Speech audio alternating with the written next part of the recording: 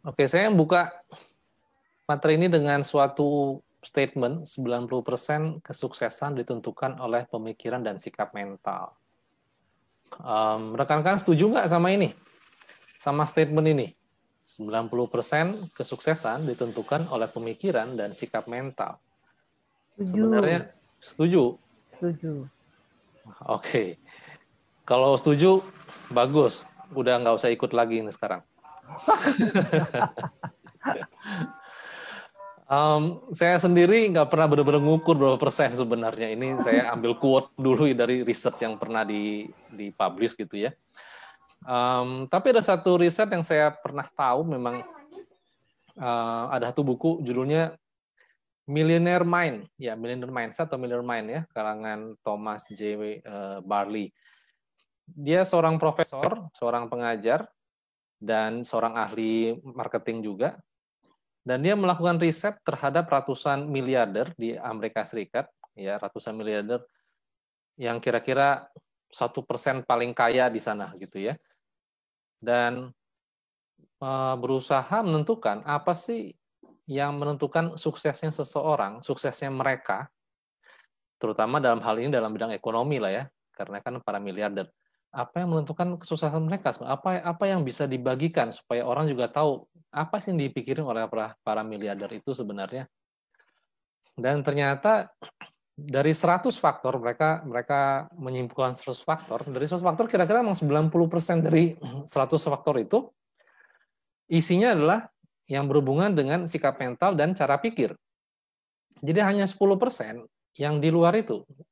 Ya, tiga besarnya aja yang saya tahu dari tiga besarnya itu benar-benar urusannya ke sikap mental, ya, kejujuran, daya juang, disiplin diri dan seterusnya. Nomor 4 bukan nomor 4 karena itu kalau nggak salah adanya partner atau rekan yang mendukung. Dan baru nomor 10 itu skill disebut. Jadi skill hanya penentu nomor 10. Yang lain isinya mengenai sikap mental semua. Ya. Dan nomor 10 skillnya itu pun skill yang berhubungan dengan jual, dengan menjual, ya, kemampuan untuk menjual sesuatu, termasuk menjual diri sendiri. Ya. Dan bagaimana dengan pendidikan? Kualitas pendidikan diterima ternyata nomor 30. Jadi nggak penting-penting banget ternyata gitu ya. Dan di sini salah satu yang membuktikan bahwa 90% memang yang nentuin bagaimana cara kita berpikir. Ya. Kalau cara kita berpikir itu salah, walaupun kita punya pendidikan yang baik, walaupun kita punya skill yang baik, yang hebat sekalipun, ternyata nggak bisa membuat kita sukses. Ya, saya pernah beberapa kali bertemu ya di ruang klinik itu misalnya dengan orang-orang yang punya pendidikan itu bukan cuman baik, tapi di atas rata-rata. Karena bisa mencapai S2, S3, itu berapa persen di Indonesia sedikit sekali gitu ya. Sedikit sekali. Di bawah 5% orang yang bisa mempunyai S2 dan S3 di Indonesia ini. Jadi dia sebenarnya termasuk 5% orang tercerdas di negara ini, tapi hidupnya nggak jadi apa-apa. Tetap nelongsol gitu istilahnya ya, tetap pas-pasan. Yang salah bukan kemampuan berpikirnya, tapi cara berpikirnya dan sikap mentalnya yang salah. Ya, banyak orang juga bisa belajar macam-macam. Anda bisa belajar teknik trading yang paling keren sekalipun, tapi ternyata bukan itu yang paling penting. Karena teknik trading cuma nomor sekian. Tapi di 10 besar isinya adalah mengenai pemikiran, mengenai pola pikir. Ya. Jadi ini salah satu yang saya bisa bagikan bahwa memang benar ternyata 90%. Apakah benar 90% apa enggak? Apa 89,9 ya nggak tahu lah ya. Saya hanya mengkuat, tapi dari 100 faktor itu ternyata memang 90% isinya berhubungan dengan pemikiran dan sikap mental. Jadi kalau Anda mau sukses, Anda mau menjadi lebih baik, jadi manusia lebih baik, nomor satu yang harus dibenahi, itu Anda sudah tahu sekarang. Pola pikir, pemikiran, sikap mental, mindset, itu yang nomor satu Anda benahi. Bukan skill apa yang kita punya, pendidikan apa yang kita punya, umur berapa kita, dan seterusnya. Bukan itu yang kita benahi dulu. Ya. Nah, seandainya dalam pola pikir kita itu, dalam sikap mental kita itu ada blocking, ada penghambat, atau yang disebut mental block itu, sekarang jadi tahu ya akibatnya apa. Gara-gara blocking terjadi di situ, kita akhirnya menghambat semua kesuksesan, karena 90% ingat faktor yang ditentukannya. Oke. Dari situ kita bisa ngomong mengenai mindset. Apa sih mindset tuh? Orang sering ngomong mindset gitu ya. Nah, mindset ini kalau definisi yang saya tahu adalah lensa yang kita gunakan untuk memperhatikan, menerima, dan mengolah suatu informasi. Anggap kayak di sebelah ini, di gambar ini ada orang yang menggunakan kaca pembesar nih ya. Itu lensa. Kalau dia selalu melihat dengan lensa tersebut, semua benda apapun dia lihat bentuknya besar. Betul nggak? Semuanya jadi besar-besar. Sehingga dia akan mengambil kesimpulan bahwa benda-benda di dunia ini semuanya besar-besar. Oke? Itulah contoh mindset kita membentuk pola pikir, membentuk apa yang kita yakini. Kalau lensanya itu bukan kaca pembesar, kalau itu lensa cekung misalnya, apa yang terjadi? Semua bentuknya cekung-cekung gitu kan ya. Jadi kurus-kurus gitu. Dan mungkin dia ambil kesimpulan bahwa semua orang di dunia ini kurus-kurus ya gitu. Jika kacamata kita warnanya pink, warnanya merah muda, kita melihat semua pemandangan menjadi merah muda. Dan apapun sebaliknya, ya. Jadi penting banget sebenarnya lensa apa yang kita gunakan untuk melihat itu. Banyak orang merasa melihat fakta. Faktanya begini, faktanya begitu, faktanya begini, katanya kan gitu ya. Pengalaman saya, yang disebut fakta itu jarang sekali yang benar-benar fakta. Ya, yang benar-benar fakta mungkin yang kita sebut ilmu pasti itu. Ilmu pasti, eksakta, makanya kenapa disebut ilmu pasti? Karena pasti. Itu fakta, bisa dibuktikan secara jelas. Ya, secara saintifik. Sisanya adalah persepsi. Sisanya itu tadi, lensanya. Lensa yang kita gunakan itu akan membentuk fakta kita. Jadi kalau kita dengan bangga bilang, oh semua pemandangannya sekarang pink ya, ya karena kacamata kita pink. Ya, dan ada beberapa eksperimen yang menarik sekali di faktor mindset ini. Dan saya bisa share gini. Ada satu eksperimen di Harvard. Dia, bukan Harvard, ini di Belanda ya, seorang dokter, dia eksperimen mengenai efek dari anestesi obat bius ya. Jadi dokter ini adalah dokter bedah. Dan dia memeriksa, dia eksperimen dengan pasien-pasien yang dia mau bedah itu, seberapa cepat dan seberapa kuat efek obat bius yang diberikan itu pada seorang pasien. Jadi dia membagi ratusan pasien itu dalam dua kelompok. Kelompok yang pertama, pada saat diberikan anestesi, ada seorang dokter yang mendampingi di sebelahnya, disuntikan ke dalam. Ya. Kelompok yang kedua, anestesinya diberikan lewat mesin yang sudah diprogram.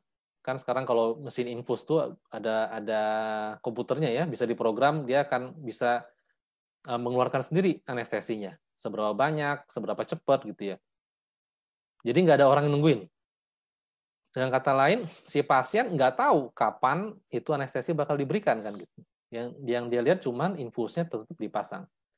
Dan efeknya ternyata apa? Kelompok yang pertama, yang ada dokternya di sebelahnya, yang dia lihat dokternya melakukan sesuatu kepada dia, ternyata melaporkan hasil anestesi yang jauh lebih kuat dan jauh lebih cepat dibanding kelompok kedua. Ini anestesi yang sama, dosisnya sama sesuai dengan berat badan mereka dan seterusnya. Tapi anehnya efeknya ternyata beda. Kelompok yang kedua melaporkan bahwa anestesinya nggak terlalu kuat. Lama baru bekerja, itu pun cuma separuh kekuatan dibanding kelompok yang pertama. Yang membedakan ternyata apa? Mindset, bahwa Kelompok yang pertama percaya, aware, sadar, meyakini bahwa ada anestesi sedang diberikan pada saya. Kelompok yang kedua, enggak. Karena nggak ada dokternya kan, mereka nggak tahu itu kapan akan diberikan. Tiba-tiba udah ditanya. Nah, itu contoh yang menarik gitu. Contoh yang kedua, eksperimen berikutnya lagi yang menarik di Yale University. Ini kali ini mengenai olahraga. Semua orang tahu olahraga itu baik untuk kesehatan, betul nggak? Terutama yang suka ngegoes tuh pagi-pagi itu ya.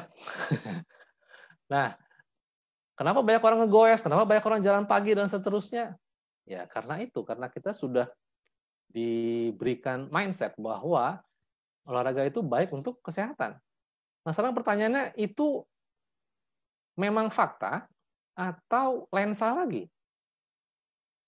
Nah, ada satu penelitian yang menarik sekali di Yale ini. Eksperimennya mereka lakukan terhadap para pekerja di hotel, ya. Pekerja di hotel yang bagian housekeeping. Nah, kalau di housekeeping itu tugasnya bersihin kamar tuh. Kerjanya yang capek fisiknya. Mereka akan nyapu, mereka vakum, mereka ganti spray, mereka bersihin kamar mandi, dan seterusnya. Dan kamarnya banyak sekali gitu kan. Jadi kerja mereka sepanjang hari itu sangat fisikal. Yang sebenarnya kalau diukur kalori yang mereka keluarkan untuk bekerja seperti itu jauh lebih besar daripada olahraga yang khusus dilakukan 30 menit sehari itu. Jauh lebih besar kalori yang mereka lakukan, yang mereka keluarkan. Tapi diamati kenapa para pekerja-pekerja itu kok nggak mempunyai efek kesehatan yang sama seperti orang-orang yang berolahraga secara rutin. Padahal mereka bergerak, mereka berdiri, mereka berjalan, mereka berlari, mereka sangat fisikal, mereka mengeluarkan kalori yang sangat besar, lebih besar lagi. Tapi penyakit-penyakit, tekanan darah tinggi lah, kolesterol lah, kegemukan lah, tetap aja ada. Lebih banyak di mereka daripada orang-orang yang kaum olahragawan tadi. Jadi eksperimen ini mengumpulkan para pekerja hotel tadi, housekeeper tadi, kemudian dibagi dua kelompok lagi. Kelompok yang pertama, mereka edukasi. Mereka edukasi bahwa apa yang kalian lakukan setiap hari ternyata sebenarnya mempunyai efek olahraga yang sangat kuat. Efeknya bisa begini, begini, begini, begini. Anda menghasilkan kalori sebagian besar. Otot-otot yang dilakukan adalah otot ini, dan ini mempunyai efek yang sama seperti berolahraga 2 jam. Terus-menerus. Mereka diedukasi beberapa kali. Kelompok yang kedua, nggak diedukasi. Biarin aja, sama aja tetap. Dan setelah sekian bulan, mereka periksa lagi. Cek kesehatan, tes darah, disurvei, diminta isi kuis. Dan apa yang terjadi? Kelompok yang pertama menghasilkan perbaikan fisikal yang sangat jauh. Penyakitnya berkurang jauh, dan energinya bertambah, kebahagiaan mereka bertambah, berat badannya turun. Dan ini signifikan, bisa sampai 3 kali lipat dibanding yang kelompok kedua. Lah, pekerjaan tetap sama, apa yang mereka lakukan tetap sama. Kenapa tiba-tiba efeknya berbeda? Saat mereka aware, saat mereka memindahkan fokusnya ke sana, ternyata efeknya sangat jauh berbeda. Jadi saya nggak bilang bahwa olahraga nggak bagus, bukan. Tapi terkadang kalau kita nggak fokus ke sana, kita nggak menyadari bahwa ini hal yang bagus. Apa yang bagus itu ternyata jadi nggak bagus, jadi biasa aja.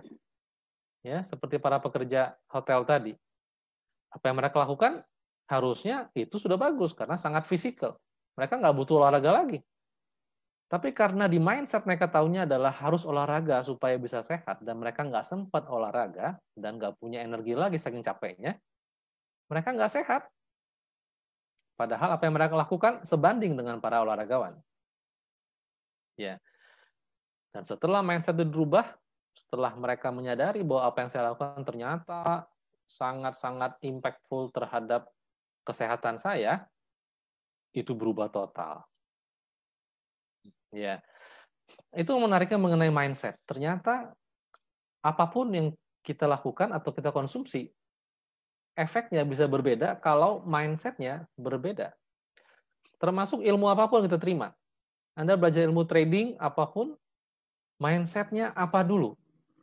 Efeknya berbeda ke setiap orang, karena mindset-nya berbeda. Persis seperti pekerja hotel tadi.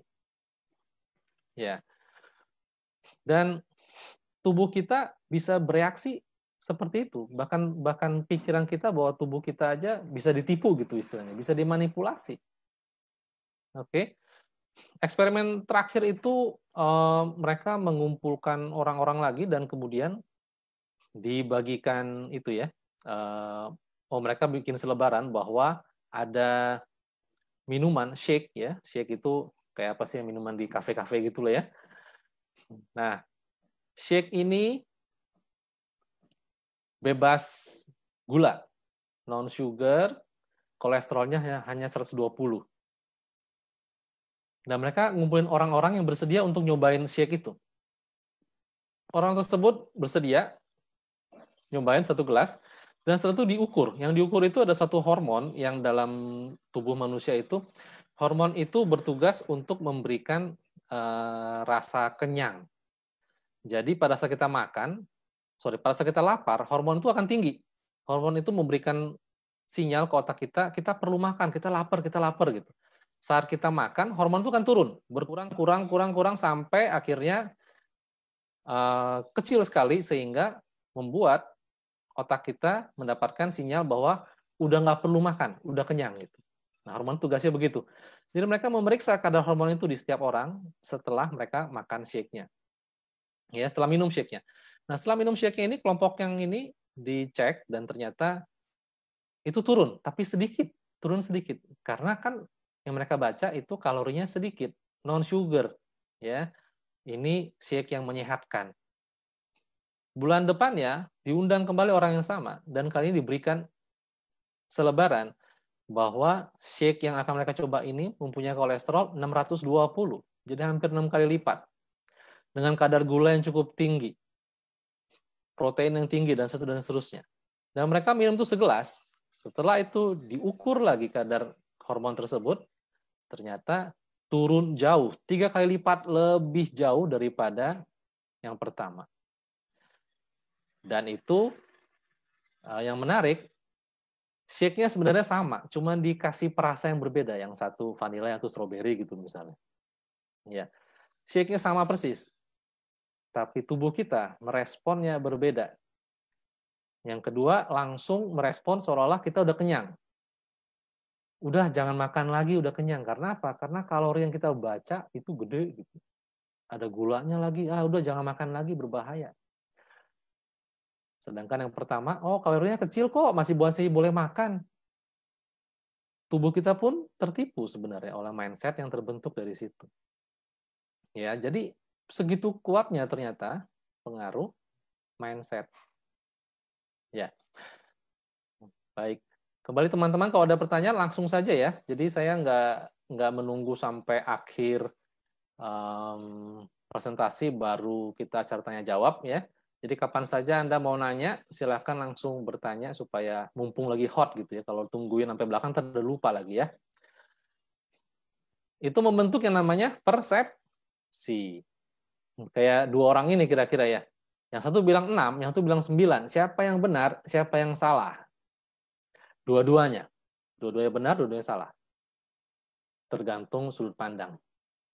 Betul? Dan saya sering kali berhadapan dengan banyak kisah-kisah dalam hidup yang urusan dengan persepsi. Saya orangnya nggak boleh diginiin.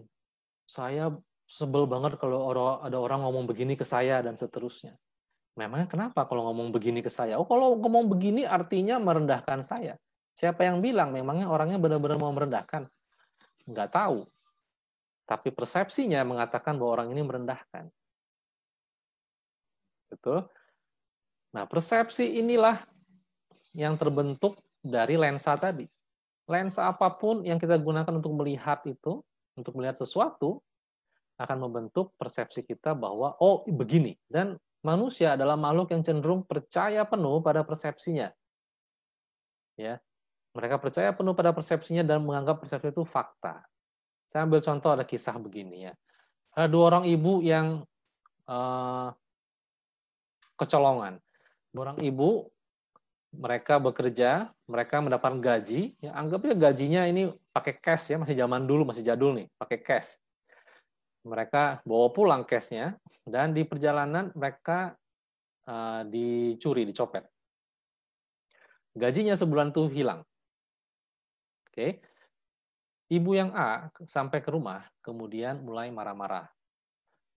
Dia histeris, dia kesel banget, dia marah-marah, dia berteriak-teriak, dia mengutuk-ngutuk orang yang sudah mengambil uangnya itu.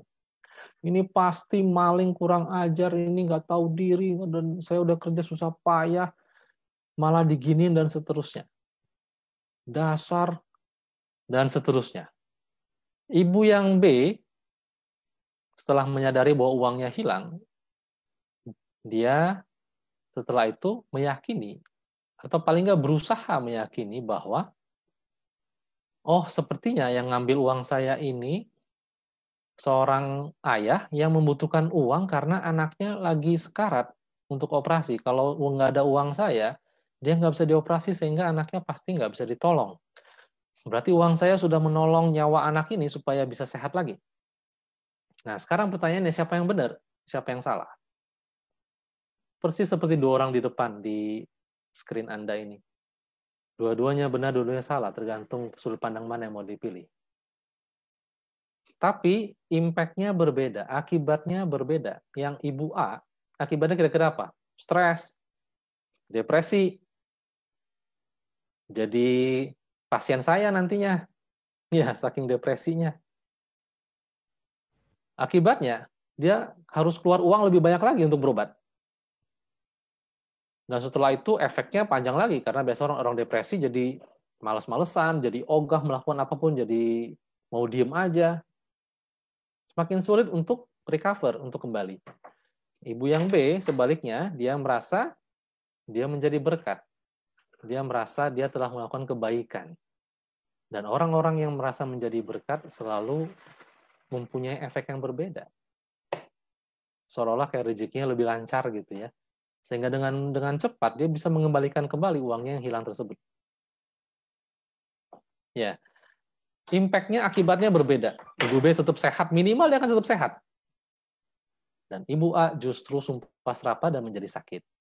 Ingat, dua-duanya bisa benar, bisa salah. Kenyataannya nggak ada yang tahu. Karena nggak ada yang kenal kan yang nyolong siapa, yang ngambil uang itu siapa, kan nggak ada yang kenal. Tapi persepsi yang dipilih itu menentukan akibat di belakangnya. Ya, jadi dunia ini penuh dengan hal seperti ini sebenarnya. Kita dengan mudah mengambil persepsi tertentu. Ini menyenangkan, ini nggak menyenangkan. Ini sial nih, ini menguntungkan nih. Ini baik, ini jahat. Kita mudah sekali bermain dikotomi seperti dalam hidup. Dan pada kenyataannya, kita tuh seperti dua orang ini. Satu bilang 6, satu bilang 9. Yang paling benar nggak ada. Dua-duanya bisa benar. Tapi ingat baik-baik bahwa impact-nya atau akibatnya berbeda dalam hidup kita. Jadi, kalau kayak gitu, dengan kata lain, kita sebenarnya punya pilihan untuk menentukan persepsi kita, kan. Seandainya orang yang di sebelah kiri ini mau pindah sebentar ke sini, dia akan bisa melihat bahwa, oh ternyata benar 9 ya. Dan sebaliknya, si 9 ini kalau mau berpindah ke sini, dan dia bisa melihat, oh angkanya 6 ya ternyata ya. Semudah itu, mengubah sudut pandang dan ternyata mengubah persepsi. Mengubah lensa kita, mengubah persepsi. Dan setelah mengubah persepsi, mengubah fakta yang ada di pikiran kita. Ingat, karena manusia cenderung menganggap persepsinya sebagai fakta. Berapa banyak Anda ketemu orang-orang yang selalu misalnya punya persepsi negatif mengenai dirinya sendiri. Wah, saya mah orangnya jelek, ya gini-gini aja penampilannya mah. Wah, saya mah pas-pasan, dan seterusnya. Nah, pertanyaannya, jelek itu bisa diukur apa enggak? Itu saintifik apa enggak? Itu ilmu pasti atau bukan?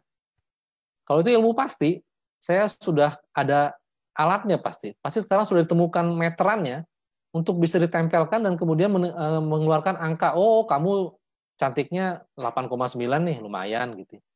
Tapi pas sekarang ternyata nggak ada kan. Berarti soal jelek dan cakep itu bukan urusan fakta, urusan persepsi. Kita bisa berpendapat berbeda mengenai satu orang. Yang ini bilang cakep, yang itu bilang biasa aja. Siapa yang paling benar? Dua-duanya bisa benar, dua-duanya bisa salah, ingat. Tapi impact-nya berbeda, akibatnya berbeda. Nah, menyadari ini, pilihlah persepsi yang menguntungkan diri kita sendiri. Menguntungkan hidup kita. Jangan cari yang merugikan. Ya. Jadi berusaha untuk jangan terlalu cepat menjadi hakim, menjadi orang paling pintar untuk ngejudge, untuk menghakimi mana yang paling benar, mana yang paling salah. Oh, ilmunya si Bang Edi salah nih, dan seterusnya. Bukan itu yang paling penting. Hati-hati dengan persepsi yang kita pakai. Ya. Dan ternyata apa? Persepsi ini sangat dipengaruhi oleh background kita, oleh latar belakang kita. Bagaimana kita dibesarkan, pengalaman hidup kita seperti apa. Itu menentukan persepsi kita, bentuknya seperti apa nanti. Paling gampang lihat deh waktu pemilu kemarin ya. Negara ini terpecah sedemikian hebat, urusannya persepsi semua. Semua news-news yang disebar kemana-mana, urusannya persepsi. Menggambarkan yang ini baik, yang itu buruk. Dan orang hanya memilih persepsi yang dia suka sebenarnya. Walaupun dia baca berita yang lain, yang dari sisi yang sebaliknya, apakah dia mau percaya? Enggak. Dia hanya mau persepsi yang dia mau saja. Karena apa? Karena latar belakang dia, karena background dia, karena pendidikan dia, karena culture dia, apapun itu. Semua mempengaruhi. Jadi nggak ada yang benar-benar adil gitu istilahnya ya. Makanya saat kita misalnya mau menyerah dari sesuatu keadaan, dari suatu usaha, biasanya persepsi kita sudah ngaco. Ya, bukan karena bahwa usaha ini jelek, tapi karena kita udah nggak suka, karena kita punya berbagai alasan di baliknya, termasuk mental block. Nah, ini yang seringkali bikin kita akhirnya gampang menyerah terhadap sesuatu. Ternyata trading itu susah ya. Ternyata resikonya tinggi ya. Dan kita memilih quit begitu kita mengalami kekalahan pertama. Wah, loss tuh kan, bener. Persepsi kita langsung menguat bahwa bener kan yang dibilangin orang-orang bahwa ini berbahaya, resikonya tinggi, gampang loss, dan seterusnya. Ya, itu contoh bagaimana persepsi bekerja. Nah, saya masuk ke... Izin, Coach. Ya, silahkan. Ada yang bertanya ini, Pak Irfan. Ya. Bagaimana mengubah mindset yang awalnya udah salah dan bagaimana mengetahui kalau mindset kita itu salah dan mindset itu udah tertanam? Oke, baik. Pak Irfan, sabar dulu ya. Nanti slide saya akan nyampe ke bagaimana caranya ya. Oke. Baik, terima kasih pertanyaannya. Nah, ini kalau nggak salah sedikit banyak pernah dibahas sama Pak Agung kalau ada yang ikut Morning Talk beberapa hari yang lalu ya sama Pak Agung Sukirno. Dia pernah nyinggung sedikit mengenai cara kerja pikiran. Ya, pada intinya, ini saya ngulang sedikit aja, siapa tahu ada yang nggak ikut waktu itu. Ada pikiran sadar dan pikiran bawah sadar. Ya, dan ini banyak banget, istilah ini banyak banget dipakai di mana-mana gitu sekarang. Tapi yang kebanyakan dipakai adalah yang salah. Yang salah itu artinya apa? Banyak orang bilang alam bawah sadar gitu ya. Itu sering banget saya temui, bahkan di ruang praktek saya pun sering banget orang datang dengan istilah, saya mau diperiksa alam bawah sadarnya, Pak. Saya mau dibetulin alam bawah sadarnya, Pak. Ya. Dan sebenarnya nggak ada alam bawah sadar ya, teman-teman ya. Yang ada namanya pikiran bawah sadar. Oke. Alam bawah sadar itu istilah yang diciptakan sengaja supaya Anda merasa itu seperti sesuatu yang nggak bisa dilawan. Ya, alam itu kan di luar, eksternal faktor. Dia nggak bisa dilawan, nggak bisa diatur sama kita. Tapi pikiran itu internal, punya kita. Kita berhak mengatur dan bisa melakukan sesuatu untuk mengatur itu. Ya, ini yang membedakan. Ya, jadi jangan menggunakan istilah yang salah lagi, alam bawah sadar. Ya, itu buat permainan panggung itu biasanya, buat main-main di panggung. Ya, saya kalau di panggung juga bisa pakai istilah itu supaya orang merasa nggak bisa ngelawan nih. Wah, mesti nurut nih, pasti bisa ngikut nih gitu. Oke. Tapi intinya bahwa pikiran bawah sadar kita ternyata segitu kuat ya. Secara teori itu 12% lawan 88%. Yang sadar tuh cuma 12%. Padahal yang disekolahin dari kecil sampai besar itu yang mana? Pikiran sadar. Yang ini yang disekolahin dari kita playgroup sekarang ya, playgroup sampai S3, ini yang berkembang secara pesat. Ini sedikit sekali kesentuh biasanya. Ya, malah lebih sering ini jadi tambah kacau bawah sadarnya ya, karena banyak program-program negatif yang ikut masuk pada saat kita di sekolah. Oke. Kalau pikiran sadar kita isinya apa sih? Isinya ini nih, kemampuan analisa, pengetahuan, logika, ini yang makanya kita pelajarin di sekolah. Orang semakin tinggi pendidikannya, semakin terdidik, semakin kritis, semakin logis harusnya. Ya. Kecuali kalau dia udah emosi. Nah, sedangkan bawah sadar mengatur mengenai keyakinan. Apa yang kita keyakini mengenai apapun di dunia ini, terus kemudian emosi, kebiasaan, persepsi, ingat yang tadi, persepsi, itu semua diatur di bawah sadar. Lihat aja emosi nomor 1 nih ya. Emosi itu sangat kuat, benar nggak? Kalau Anda sudah marah, itu bisa lepas kontrol. Bisa tiba-tiba berani sekali, luar biasa berani ya, siapapun dilawan. Sampai orang-orang yang harusnya Anda tahu nggak boleh dilawan, dan Anda tetap melawan. Saking marahnya katanya. Ya. Setelah itu baru nyesel. Tuh? Anda pernah lihat orang yang saking sedihnya karena ditinggal seseorang misalnya dalam hidupnya, kemudian seperti orang histeris dan kesurupan meronta-ronta sampai dipegangin 3-4 orang dewasa, tetap kuatan dia gitu. Nah, itu contoh kekuatan bawah sadar, kekuatan emosi. Ya, atau seorang ibu yang saking takutnya melihat anaknya terancam bahaya, misalnya dia melihat anaknya mau keserempet dan dia bisa dengan kecepatan tinggi berlari dan menarik anaknya pergi. Ya, atau Anda sendiri misalnya pernah dalam posisi kejepit, anggap seperti seorang yang diuber anjing gitu ya, diuber anjing gila, dan kemudian kejepit masuk ke lorong yang buntu, ujungnya tembok, dan tiba-tiba Anda bisa ngelompatin tembok yang tinggi itu tanpa harus berpikir banyak. Nah, contoh begitu kuatnya dari pikiran bawah sadar kita tuh semua tuh. Ya, itu di sini, dan itu menguasai 88% dari kemampuan seluruh pikiran kita. Oke. Dan dari penyelidikan, 90% nasib kita, apa yang kita lakukan, apa yang kita dapatkan, ternyata juga dipengaruhi oleh dia. Bukan dia. Dia ini alat bantu. Ini tools. Kalau kita sudah tahu alasannya kenapa kita mau melakukan sesuatu, baru yang ini akan kita pakai. Baru sekarang kita cari skill-nya. Ya. Dan cari terus sampai kita makin pinter skill-nya, knowledge-nya ini nih. Makin pinter pengetahuannya. Tapi yang di sini, ya tetap itu aja. Oke. Jadi kalau mau mengubah nasib, mengubah hidup kita, mana yang kita mau pilih? Yang 12% atau 88%? Ya. Kalau kita bisa memilih, kita bisa mengubah apa yang terjadi di sini, ini impact-nya jauh lebih cepat, jauh lebih kuat, karena 90% nasib kita ternyata ada di sana. Gampangnya begini, begitu Anda mulai bangun pagi saja, apa yang Anda lakukan? Gosok gigi misalnya. Pada saat Anda gosok gigi, apakah ada yang menyadari Anda gosok gigi? Apakah Anda nyusun planning, nyusun rencana, saya mau gosok gigi hari ini, saya mau gosoknya nanti pakai odol yang ini, saya mau gosok dari kiri dulu, habis itu baru ke kanan, yang atas dulu baru ke bawah, dan seterusnya. Nggak ada. Kalau ada nih manusia super nih. Nggak ada yang punya planning seperti itu.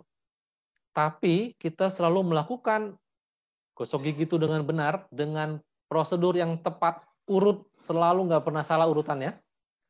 Dari mulai berjalan ke kamar mandi atau ke wastafel, mengambil sikat giginya, mengeluarkan odolnya, dipencet, kemudian kumur-kumur, gosok, dan seterusnya. Itu kalau Anda runut, panjang banget kan sebenarnya urutannya. Itu kan panjang banget. Tapi itu nggak pernah salah. Anda nggak pernah salah keliru gosok gigi ke pipi, misal pipi yang digosokin saking ngantuknya misalnya. Enggak, tetap gigi yang digosok. Ada bagian pikiran yang secara otomatis seolah-olah bikin kita melakukan sesuatu. Nah, itulah yang disebut bawah sadar. Udah nggak disadari lagi, nggak secara sengaja kita rencanakan, tapi toh bekerja dengan baik. Ya. Contoh berikutnya adalah nyetir. Kalau Anda yang nyetir kendaraan, terutama mobil, sebagian besar yang terjadi pada saat nyetir itu adalah bawah sadar. Berapa banyak dari Anda yang waktu nyetir itu sambil menyadari kapan saya harus ngerem, kapan saya harus ngegas, kapan saya harus pindah gigi, kapan saya harus nyalain sen, dan seterusnya. Nyaris nggak ada juga kan? Itu semua terjadi kayak seolah-olah otomatis. Tiba-tiba udah ngerem karena ada sesuatu di depan. Ngegas lagi karena depannya kosong. Tapi semua nggak pakai pikiran sadar, nggak pakai perencanaan. Semua jalan otomatis. Tapi apa kaki kita punya otak, kaki kita bisa berpikir pindah-pindah sendiri? Enggak. Ada bagian pikiran yang mengatur supaya dia nggak pernah salah. Pikiran bawah sadar lagi. Oke, nah, itu contoh cara bekerja bawah sadar. Di sini termasuk belief saya tulis ya, termasuk keyakinan apapun yang kita yakini mengenai diri kita. Nah, disinilah yang bisa punya impact besar sekali terhadap nasib kita dalam hidup. Apa yang kita yakini mengenai diri kita, itu akan menentukan nanti bagaimana cara kita bertingkah laku, bagaimana cara kita bertindak, bagaimana cara kita merespon terhadap suatu kondisi, terhadap suatu keadaan. Bagaimana nanti kita menggunakan lensa tadi. Lensa seperti apa yang kita pakai. Keyakinan ini akan membentuk semuanya. Jadi kalau Anda meyakini bahwa Anda emang nasibnya nggak bakal bisa sukses, ya kita mah orangnya begini-begini aja lah. Emang sudah takdir begini. Atau Anda meyakini, ya saya mah orang bodoh, orang cuma sampai SMA, cuma sampai SMP pendidikannya, dan seterusnya. Ingat, bodoh dan pintar pun sebenarnya bukan hal yang bisa diukur secara saintifik, karena itu luas sekali.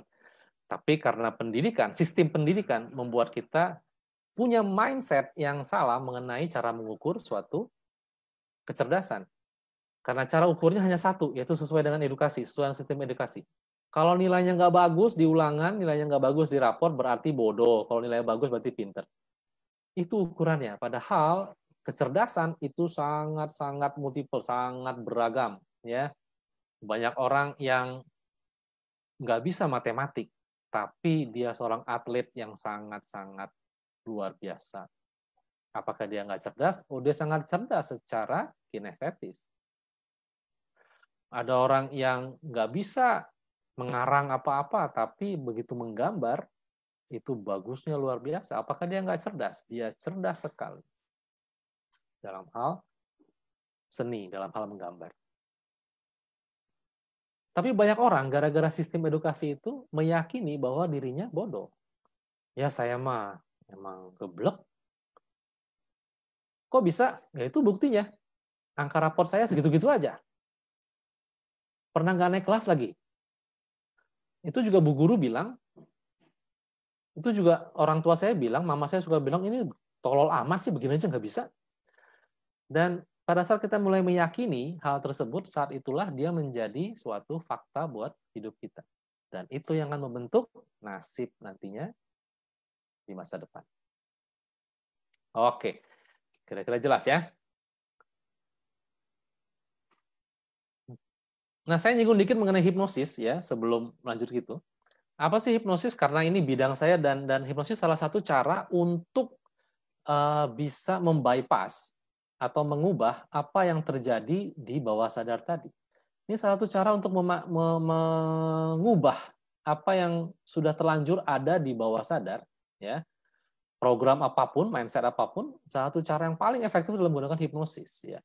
Cuman banyak istilah yang salah diartikan, banyak persepsi yang salah mengenai hipnosis gara-gara acara TV.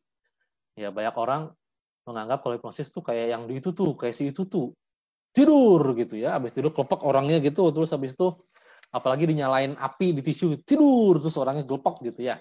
Habis itu ditanyain apa-apa ngaku, jujur semua gitu kan. Nah, itu semua persepsi yang ngaco ya mengenai hipnosis. Itu semua bohongan yang kayak gitu. Hipnosis yang sebenarnya sungguhnya apa? Itu keadaan yang sangat normal dalam kehidupan sehari-hari. Anda sendiri dalam sehari-hari sering mengalami kondisi hipnosis tanpa Anda sadari. Ya. Contohnya gimana? Siapa di sini yang pernah nonton film ya dan kemudian kebawa emosinya? Terharu, marah, takut gitu ya. Sedih. Nah, kalau Anda sudah pernah mengalami itu dan hampir semua orang pasti pernah mengalami itu, kecuali orang yang super jaim ya atau orang yang nggak pernah nonton seumur hidup. Nah, Anda sudah pernah terhipnosis. Oke. Pada saat nonton film kan Anda tetap buka mata, bukan? Nggak tidur kan? Tetap sadar kan? Tapi Anda tahu kan bahwa film itu bohongan? Anda tahu kan bahwa film itu skenario dan acting? Bahwa nggak ada yang beneran di situ sebenarnya? Tapi pikiran bawah sadar Anda meresponnya secara sungguhan, secara real. Sehingga dia ikutan sedih, dia ikutan terharu, dia jadi marah, dia jadi takut, dan seterusnya. Nonton film horor, kita takut misalnya. Kenapa takut? Padahal pikiran sadar kita tahu bahwa itu semua bohongan. Itu ada triknya. Tapi toh tetap rasa takut itu muncul. Ya, saat kita nonton film, kita mudah sekali turun ke dalam kondisi yang disebut hipnosis, di mana kita tidak lagi aktif menganalisa secara logika, secara kritis. Pikiran sadarnya nggak diaktifkan lagi, walaupun tetap ada, ya, cuman nggak sibuk lagi dia. Yang lebih berperan adalah pikiran bawah sadar yang ngatur emosi tadi. Makanya kita gampang terbawa emosinya kalau lagi nonton film. Atau Anda yang bisa meditasi, kondisinya juga sangat mirip dengan hipnosis. Anda yang kalau berdoa sangat kusuk, ya sampai bisa menangis dan seterusnya, kondisinya juga sama dengan hipnosis sebenarnya. Semua gelombang otaknya kalau diukur sama dengan hipnosis. Ya, jadi hipnosis sesungguhnya nggak ada hubungannya dengan hal-hal yang seperti Anda tonton di acara TV ya. Definisinya sendiri, hipnosis itu adalah saat kita tertembus ketika faktor pikiran sadarnya dan kemudian menerima suatu ide atau pemikiran tertentu. Saat kita bisa menerima suatu ide atau yang disebut sugesti dalam bahasa Indonesia itu, saat itulah kita sudah termasuk dalam kondisi hipnosis. Ingat nonton film tadi, kita sudah tersugesti untuk menganggap seolah-olah itu real. Kita tersugesti untuk menganggap seolah-olah apa yang kita tonton itu beneran ada. Atau kita mulai empati, kita mulai merasakan, aduh seandainya saya dalam posisi seperti itu, pasti sedih banget rasanya, dan seterusnya. Ya, itulah kondisi hipnosis. Saat Anda melamun, ya melamunnya tapi intens gitu ya, hot gitu, melamunnya seru, sampai Anda bisa merasakan suatu emosi, sama, hipnosis sudah terjadi. Pernah nggak Anda ngelamunin seseorang dan tiba-tiba ada emosi tertentu?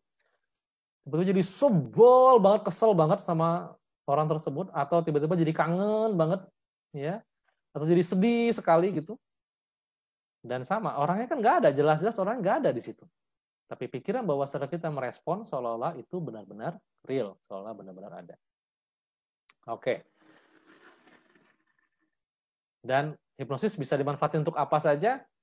Yang paling sering Anda tonton adalah hipnosis panggung, yang di TV-TV itu tuh ya, yang Romy Rafael dan teman-temannya. Tapi di situ pun ada yang benar, ada yang bohongan ya teman-teman.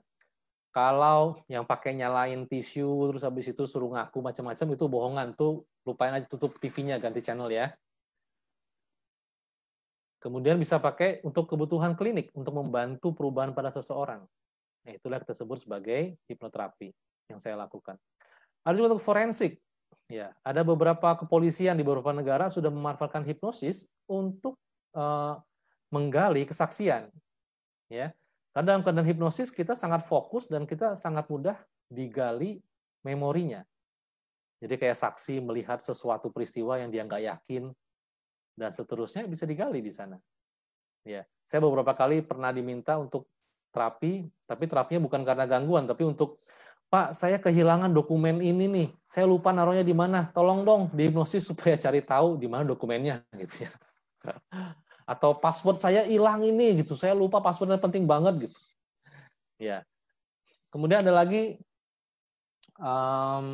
eksperimental hipnosis. Ini hipnosis riset yang dilakukan biasanya di luar negeri, karena di sini biasa jarang banget orang melakukan riset.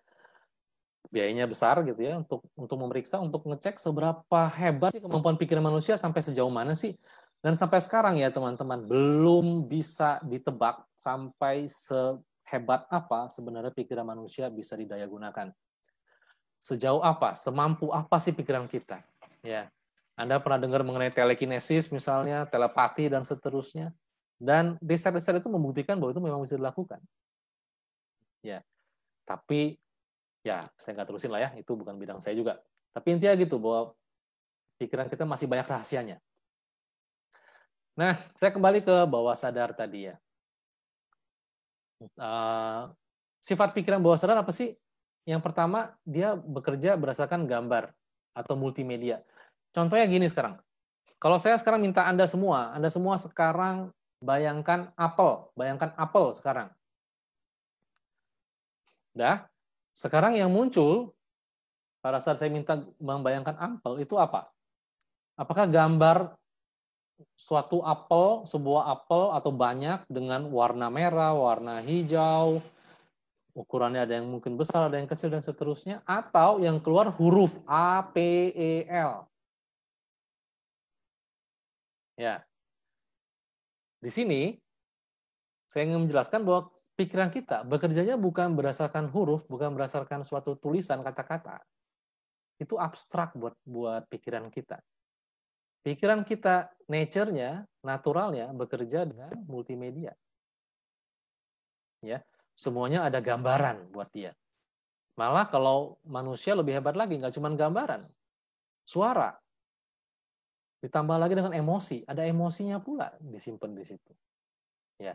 Kalau kayak komputer tuh, komputer bisa nyimpan file video kan ya. Kita juga, tapi kita lebih hebat. Pikiran kita nggak cuma nyimpan file videonya, tapi file videonya ditempelin dengan emosinya apa. Jadi kalau saya minta Anda sekarang coba ceritakan mengenai pengalaman berlibur Anda yang paling berkesan. Nah, pada saat Anda memikirkan itu, yang muncul kayak film, betul nggak? Saya pernah ke Bali, saya pernah ke Singapura, saya pernah kemana, ke Danau Toba, dan seterusnya. Dan mungkin ada orang-orangnya siapa aja yang pergi sama kita. Dan yang paling penting ada emosinya, dan kita bisa seolah-olah merecall, mengembalikan lagi, oh iya ya rasanya dulu happy banget gitu. Ya, itulah cara sifat pikiran kita yang pertama. Dia bekerja dengan multimedia. Ya, makanya Bapak Ibu kalau lagi mau ngajarin anaknya belajar dan mereka disuruh ngafalin kata-katanya, makanya nggak bisa-bisa. Habis itu jadi frustasi, tambah marah, geblek banget nih anak nih, gini aja nggak bisa gitu kan? Ya, bukan itu, bukan geblek, tapi yang ngajarnya yang geblek sebenarnya. Pikirannya nggak bekerja dengan kata-kata, pikiran bekerja dengan gambar. Jadi kalau mau dia mengerti, harus pakai sesuatu yang bisa digambarkan secara multimedia, yang bisa dia bayangin. Nah, dia inget tuh sampai kapanpun, ya. Terus berikutnya apa lagi selain bekerja dengan gambar?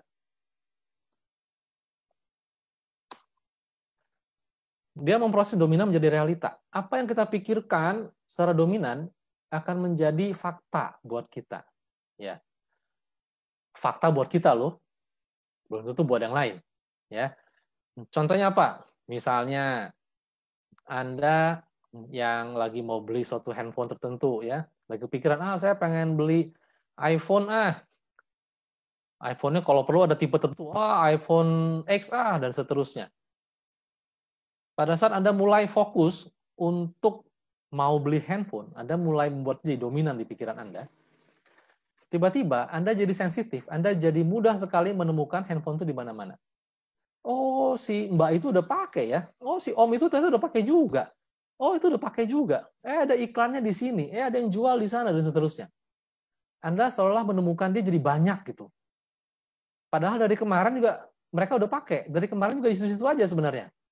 Ya, seperti kalau kita mau beli kendaraan juga, saya pengen beli Innova hitam Saat mulai fokus ke Innova hitam, tiba-tiba di jalanan kita jadi ketemu banyak Innova hitam. Kita jadi mudah sekali menemukan itu ada lagi, itu ada lagi, itu ada lagi.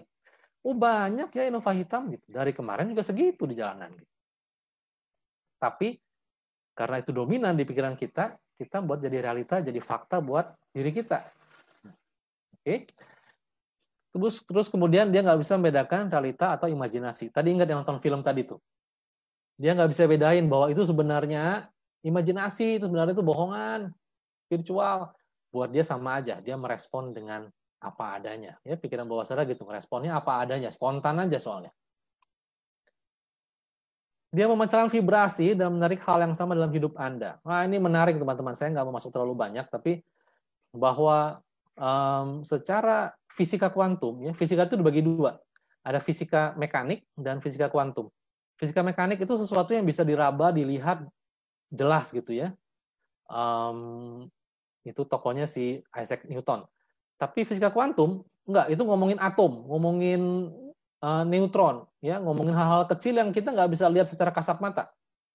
Ya, tokohnya misalnya Einstein, Albert Einstein. Nah, itu contohnya. Nah, secara fisika kuantum sekarang sudah dibuktikan bahwa ternyata semua benda apapun yang ada di dunia, termasuk fisik kita, termasuk diri kita, sebenarnya pada partikel yang terkecilnya, ya, partikel yang terkecilnya itu semuanya adalah energi gelombang elektromagnet. Ya, jadi meja yang padat yang kita pegang itu sebenarnya saat itu dipecah terus. Ya, kalau dulu partikel paling terkecil disebutnya atom katanya. Dulu berapa puluh tahun yang lalu. Soal itu orang menemukan atom bisa dipecah lagi. Ya kan jadi proton dan neutron gitu. Orang pecah lagi sampai akhirnya menemukan bahwa paling kecilnya ternyata cuma gelombang. Nah, gelombang itu punya hukum bahwa yang sama akan saling memperkuat dan saling tarik-menarik. Yang tidak sama akan saling melemahkan. Persis seperti gelombang radio, kalau Anda pernah dengar. Kalau ada frekuensi yang deket-deketan, itu suka kresek-kresek ya. Ini tiba-tiba kita lagi dengar radio yang ini, terus kok bisa terganggu, kresek-kresek, terus pindah ke radio yang ono, balik lagi ke sini gitu. Terdistorsi. Nah, seperti itu kira-kira sifat gelombang. Jadi, semua pikiran kita ternyata juga sama, energi gelombang elektromagnet. Dan dia mempunyai sifat tadi, tarik-menarik terhadap hal yang sama. Jadi kalau kita berpikir negatif, kita selalu terjebak dalam mental block, yang kita tarik apa? Mental blocknya. Yang kita tarik adalah fakta-fakta mengenai mental blocknya. Orang-orang yang akan mendukung mental block itu ada. Seperti itu. Dan sebaliknya, kalau kita memancarkan vibrasi bahwa saya baik, bahwa saya bisa sukses, dan seterusnya, Anda akan memasang vibrasi yang menarik orang-orang yang sama dalam hidup Anda. Dan orang-orang akan membantu Anda mencapai hal tersebut. Ya. Dan yang terakhir adalah homeostatis. Nah, ini adalah sifat pikiran kita yang malas berubah. Yang kalau bisa jangan berubah nih. Pikiran kita itu nggak mau berubah. Karena apa? Karena tugas utama, pikiran bawah sadar, tugas utamanya sebenarnya adalah menjaga kita. Menjaga kita tetap selamat. Ya. Tugas utama dia itu. Apapun, pokoknya itu yang paling penting. Jaga kita tetap selamat. Nah, supaya tetap selamat, dia akan mempertahankan suatu kondisi supaya nggak banyak berubah. Kalau benih berubah terus, itu berbahaya buat pikiran bawah sadar. Karena apa? Setiap perubahan memerlukan adjustment, kan? Memerlukan penyesuaian diri. Dan itu kan beresiko. Ya kalau berhasil, kalau nggak gimana? Begitu ya. Jadi homeostatis, ini suatu hal yang bisa berbahaya sekali. Tujuannya baik, karena untuk keselamatan kita. Tapi pada saat kita mau berubah menjadi hal yang lebih baik, kita mau berubah hidup kita menjadi lebih baik, masih ada satu faktor ini, satu sifat ini yang bisa menghalangi perubahan.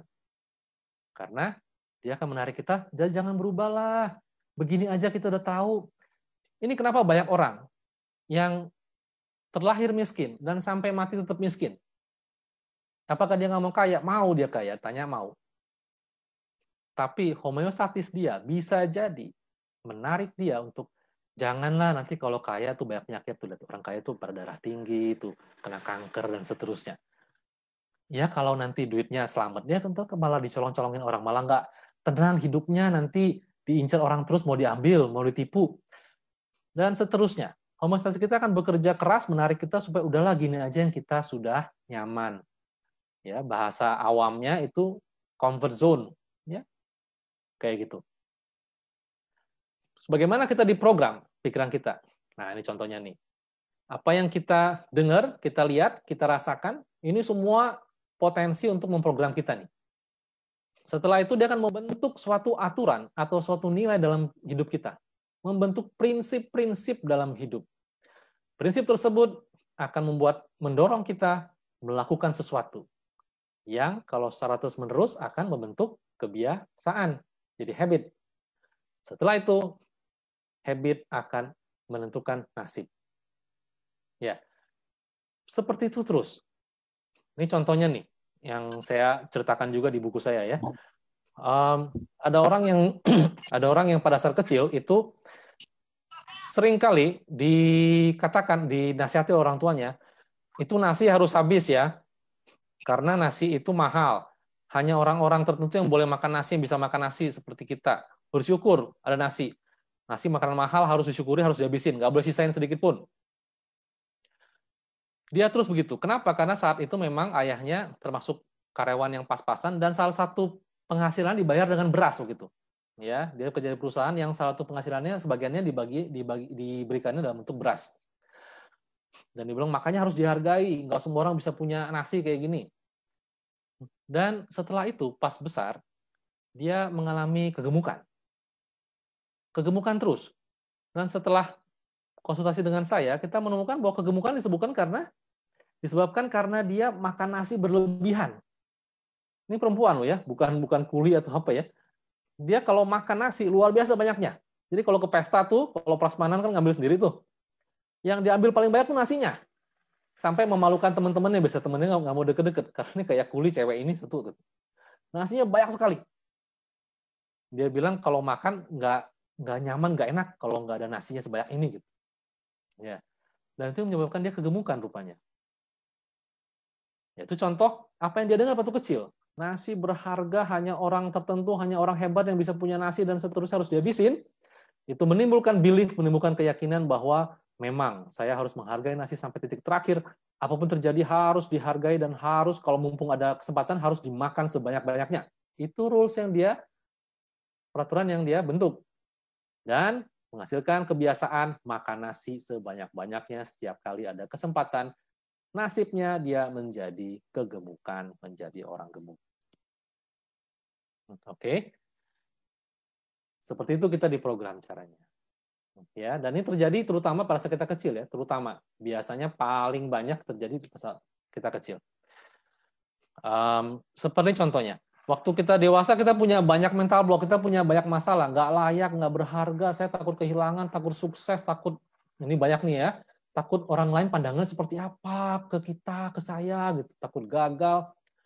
Dan ternyata ini cuman buah, bunga, daun yang kita lihat kecil. Setelah lihat di bawah, akarnya yang besar itu berakar dari masa kecil. Ada apa di masa lampau? Ada kesedihan kah? Ada perasaan ditolak kah? Ada perasaan nggak dipahami, nggak punya kendali, perasaan nggak dicintai oleh orang tuanya, perasaan dicintai dengan syarat dan seterusnya. Ya, baru kemarin saya menerapi seseorang yang begitu takutnya kehilangan kuliahnya. Dia dapat beasiswa dan takut sekali kehilangan sampai histeris, sampai dia nangis, sampai mengalami gangguan kecemasan. Kenapa? Rupanya beasiswa itu adalah satu-satunya kondisi di mana dia merasa dicintai oleh keluarganya. Sebelum terjadi, dia merasa nggak pernah dianggap di keluarga. Ya, dia lima bersaudara, dan dia merasa yang paling tidak pernah diperhatikan. Nggak pernah disebut, nggak pernah dibanggakan, nggak pernah diapa-apain. Dan saat dia dapat beasiswa, dia mendapat kebanggaan yang luar biasa. Semua orang nyebut dia tiba-tiba. Satu keluarga nyebut dia terus. Dan dia merasa diakui, dia merasa diterima saat itu. Merasa dicintai baru. Tiba-tiba Beasiswanya terancam karena ternyata pelajaran susah sekali, dia nggak bisa ikutin. Dan dia malah mendapatkan gangguan mental akhirnya. Jadi kecemasan tingkat tinggi. Gara-gara apa? Yaitu perasaan bahwa saya hanya dicintai kalau saya bisa melakukan sesuatu yang luar biasa. Ada cinta bersyarat. Oke? Anda yang punya anak, hati-hati ya. Anak tidak boleh pernah merasa cinta orang tuanya itu punya syarat. Ya, cinta orang tua harus tanpa syarat. Apapun yang terjadi dengan sang anak, saya tetap mencintai kamu. Oke, karena itu akan menentukan nanti masa depan, di masa dewasa mereka bisa jadi sukses apa enggak. Ya. Nah, sekarang kalau masuk ke mental block-nya sendiri, seperti apa sih mental block nih? Kayak gini gambarnya kira-kira nih. Ini nih sebenarnya nggak ada kotaknya ya teman-teman ya. Ini nggak ada nih, ini cuma ada rangkanya doang. Tapi dia menganggap ini ada dindingnya. Ya, ini cuma rangka kosong. Tapi karena dia menganggap ini ada sisi, ada dindingnya, dia merasa terperangkap dan saya nggak bisa keluar dari sini. Inilah mental block sebenarnya. Keyakinan yang kita set dalam pikiran kita yang menghalangi kita untuk melakukan sesuatu yang lebih gitu. Ya udah begini-gini aja, karena ini saya segini memang begitu. Ya, ada kisah mengenai seekor gajah gitu. Cara pawang gajah melatih gajah itu ternyata begini. Waktu mereka kecil, masih bayi gajah, itu setiap malam mereka akan dirantai ke satu pasak gitu yang kuat gitu ya, rantai tebal, sehingga membuat anak gajah itu nggak bisa lari. Dan dia selalu mencoba, setiap malam dia akan mencoba keluar, dia mencoba memutuskan rantai itu, tapi namanya juga bayi anak gajah ya, nggak kuat, dia nggak pernah bisa memutuskan itu. Dan itu dilakukan terus-menerus,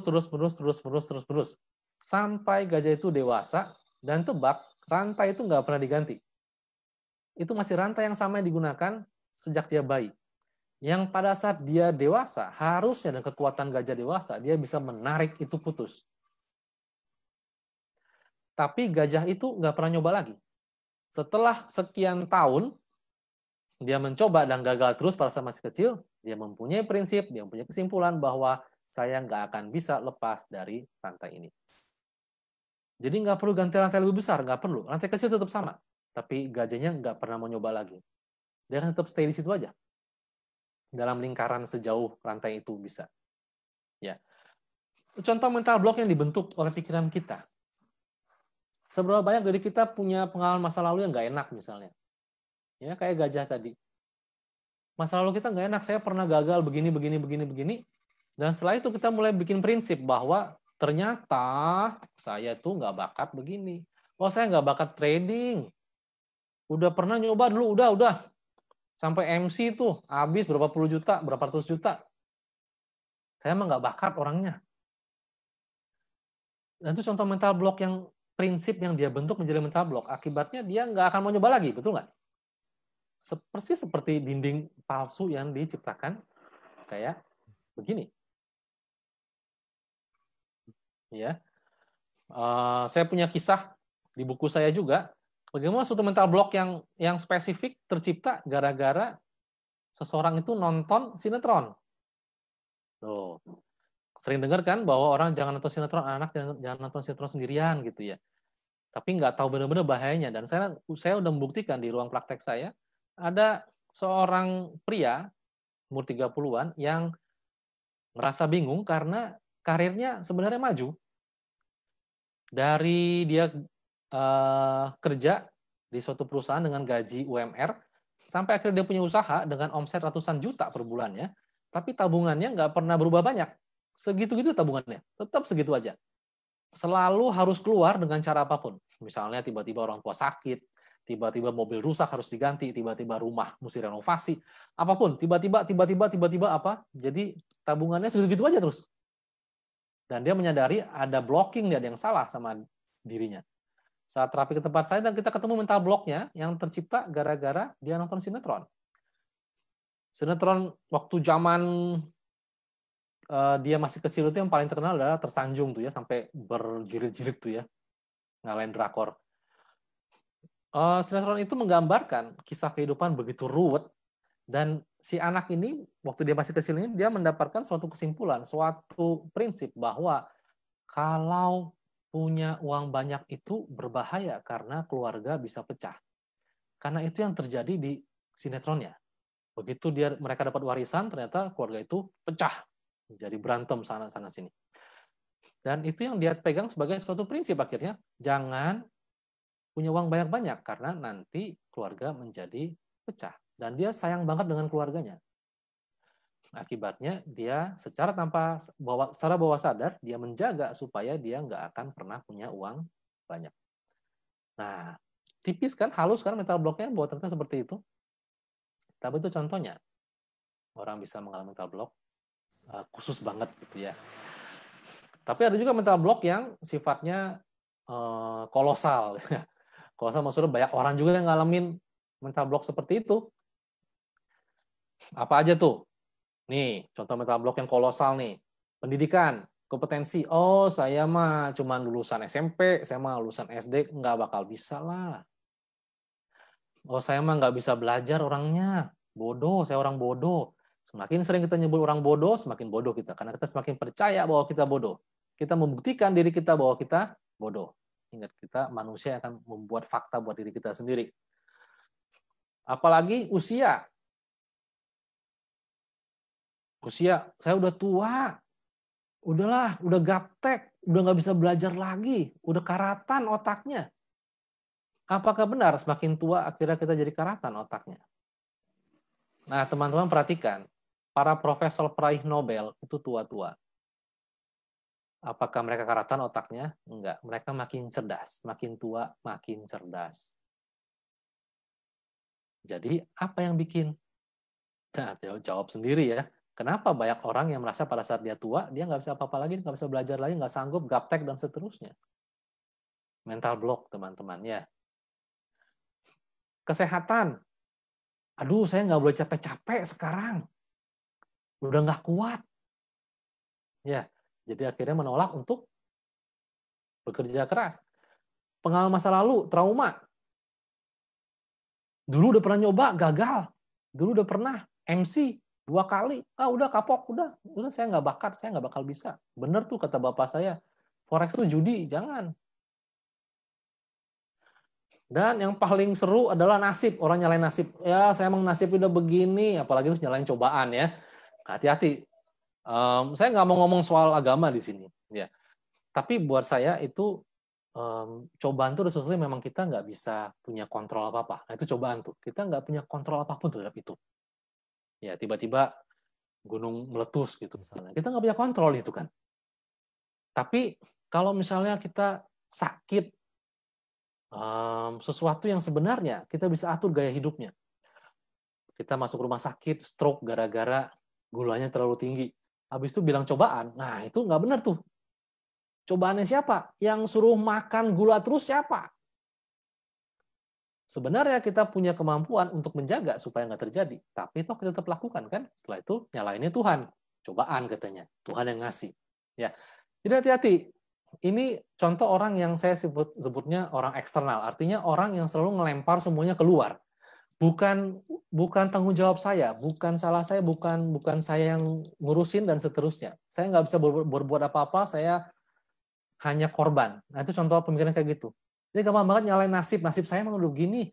Nah, nasib kita mah orang miskin, ya tulang miskin dan seterusnya. Udah gini-gini aja lah, yang penting cukup makan, dah misalnya.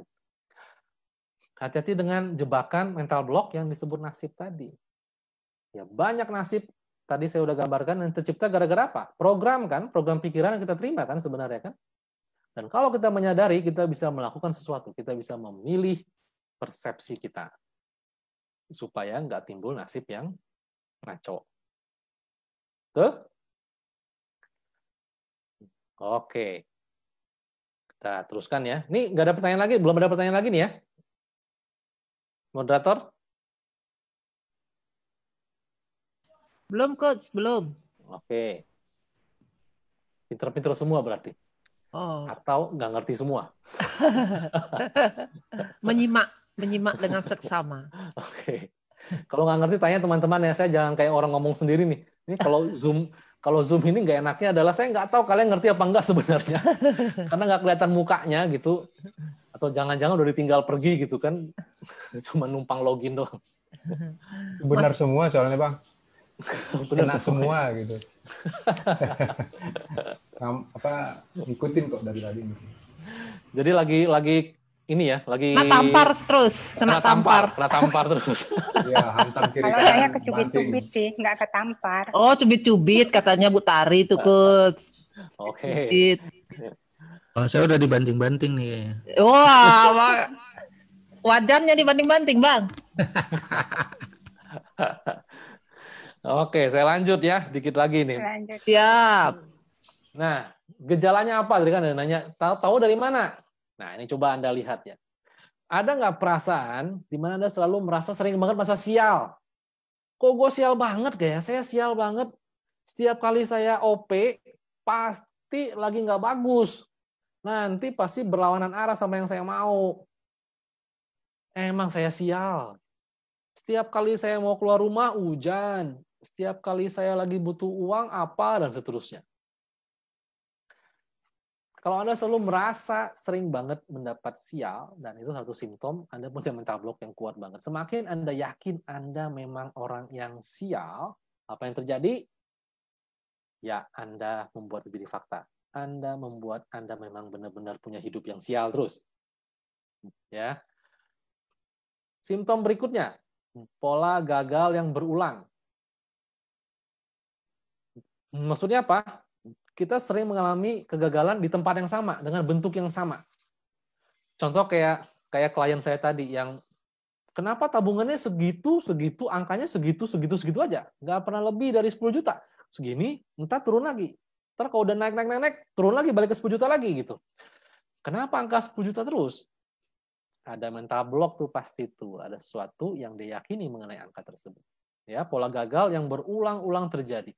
Atau misalnya ini di luar dual ekonomi ya, kalau misalnya ada yang nyari jodoh gagal terus, ini ada pengalaman juga soal di buku saya tuh, setiap kali pacaran gagal, setiap kali mau serius, ya pacaran doang nggak apa-apa, tapi setiap kali serius mau mulai ngelamar, putus, pasti putus. Nah, contoh pola gagal yang berulang-ulang. Kenapa setiap kali udah mau serius, putus? Ada mental block yang dia simpan mengenai apa arti pernikahan di situ. Ya. Terus karir jalan di tempat, udah berpuluh-puluh tahun gini terus. Ngerjain ini aja, enggak naik-naik. Teman-temannya udah sampai level mana, dia di situ aja. Oke. Terus selalu melakukan pembenaran diri, nggak pernah salah. Yang salah orang lain, eksternal faktor, internalnya nggak pernah lihat. Ya, dia nggak pernah mengambil tanggung jawab terhadap dirinya sendiri. Ya. Teman-teman, ada suatu konsep berpikir yang saya mau ajak untuk menjadi orang yang internal. Artinya selalu mencari apa yang kita bisa lakukan. Selalu itu dulu. Apa yang bisa saya lakukan untuk jadi lebih baik? Apa yang saya bisa lakukan untuk memecahkan masalah ini? Apa yang saya bisa lakukan untuk apa? Dan nggak pernah berhenti berpikir seperti itu dulu. Sampai kita benar-benar mentok. Ya, kita berusaha menarik tanggung jawabnya ke diri kita. Ya. Kalau kita mudah sekali ngelempar keluar, ini saya nggak mau menyinggung orang, tapi banyak orang begini, doanya itu dikit-dikit lemparnya ke Tuhan gitu. Tuhan berikan saya ini, Tuhan kan saya udah menderita kayak gini, tolonglah berikan saya begini, tolonglah berikan apa. Nah kalau saya ngebayangin kalau saya jadi Tuhan, males banget dengernya gitu. Minta melulu kayak pengemis gitu misalnya ya. Kan saya udah kasih kamu akal sehat, saya kasih kamu akal budi, saya kasih kamu kemampuan berpikir, saya kasih kamu kemampuan intelektual yang baik, saya kasih kamu kebijaksanaan. Kamu kembangin apa belum? Kamu lakukan yang terbaik apa belum? Ya. Nah, ini cuma ide saya. Anda boleh nggak setuju nggak apa-apa. Saya juga nggak maksa gitu ya. Bahwa membiasakan diri untuk berpikir internal dulu sebelum melempar keluar. Ya. Saya membiasakan untuk pada saat berdoa, saya laporan ke Tuhan bahwa Tuhan saya mau lakukan ini, saya mau melakukan ini, saya mau melakukan yang terbaik di sini. Dan saya minta restu. Tuhan izinkan ya, restui ya. Kalau ini memang baik, restui ini bisa terjadi gitu dengan satu dan lain cara. Jadi saya nggak minta dia kasih sesuatu, saya minta dia kasih restu aja. Karena saya tetap percaya bahwa restu datang dari dia. Ketok palu dia yang nentuin, boleh apa nggak terjadi gitu. Tapi usaha yang paling kerasnya harus saya lakukan dulu sampai saya benar-benar nggak bisa melakukan apa-apa lagi. Kok trading salah melulu? Udah cukup belajarnya apa belum? Udah cukup manage psikologi tradingnya apa belum? Udah cukup memperbaiki mental kita apa belum? Dan seterusnya. Sebelum kita nyalahin bahwa kita nasibnya ditakdirkan sial. Ya, itu contoh pembenaran diri. Dan ini mental blocknya kadang-kadang tipis sekali. Ini saya kasih saran, Anda yang suka zaman sekarang ini kan banyak ilmu parenting di internet, di mana-mana banyak orang ngajarin parenting. Dan saya yakin Anda sering diajarin bahwa Anda harus berkata-kata baik ke anak, dan Anda harus sering memuji mereka, memberikan appraisal, memberikan suatu pujian yang hebat gitu kan. Wah, kamu pinter, wah, kamu hebat, dan seterusnya. Betul nggak? Banyak yang ngajarin seperti itu. Tapi ternyata teman-teman, itu pun ada mental blocknya loh. Ya, penyidikan terakhir membuktikan bahwa ternyata anak-anak yang selalu dipuji dengan cara seperti itu, dengan cara bahwa kamu pinter lu, ini anak hebat, selain ada impact baiknya, ada impact buruknya juga.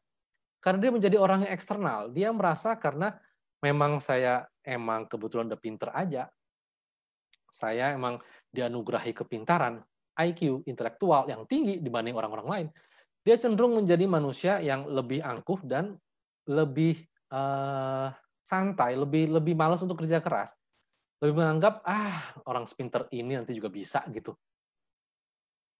Oke. Jadi pujian berlebihan mengenai eksternal faktor itu bisa berbahaya. Puji dia mengenai internalnya. Artinya apa? Kalau pada saat dia melakukan sesuatu yang baik, yang Anda puji adalah wow, good job. Great job. Usaha yang baik sekali. Kamu itu the best yang kamu bisa lakukan. Good. Itu internal. Kita memuji apa yang dia lakukan, bukan apa yang dia seolah punya. Ya, diseimbangkan ya teman-teman ya, ilmu parentingnya. Karena ternyata ada mental block yang tipis di situ, yang setelah diselidiki, kenapa banyak orang yang setelah dipuji macam-macam ternyata nggak sukses juga, malah banyak gagalnya. Ternyata gara-gara itu, karena mereka akhirnya jadi orang-orang yang malas untuk mencoba sesuatu yang menantang. Mereka khawatir sekali gelar kepintaran jadi hilang karena gagal terhadap sesuatu yang baru. Mereka lebih suka play safe, gini aja lah, udah gini-gini aja. Yang saya bisa buktikan bahwa saya pinter gitu. Dia akan mempertahankan identitas pintarnya itu terus-menerus gitu. Tapi jadi takut bekerja keras, jadi takut dianggap gagal, takut melakukan sesuatu yang baru, takut mengambil resiko. Oke. Terus penuh keraguan, ketakutan. Nah, itu termasuk tadi saya udah jelasin ya. Serba takut mencoba hal yang baru. Itu contoh mental block kita. Play safe terus, begini aja, lebih baik begini aja. Ya, salah satu akibat, salah satu penyebabnya tadi saya bilang, kita terlalu eksternal, kita jadi orang eksternal. Kita kurang internal, kita kurang melihat ke dalam dan melakukan sesuatu dari dalam, bukan memanfaatkan dari luar. Oke. Selalu butuh motivasi dari luar.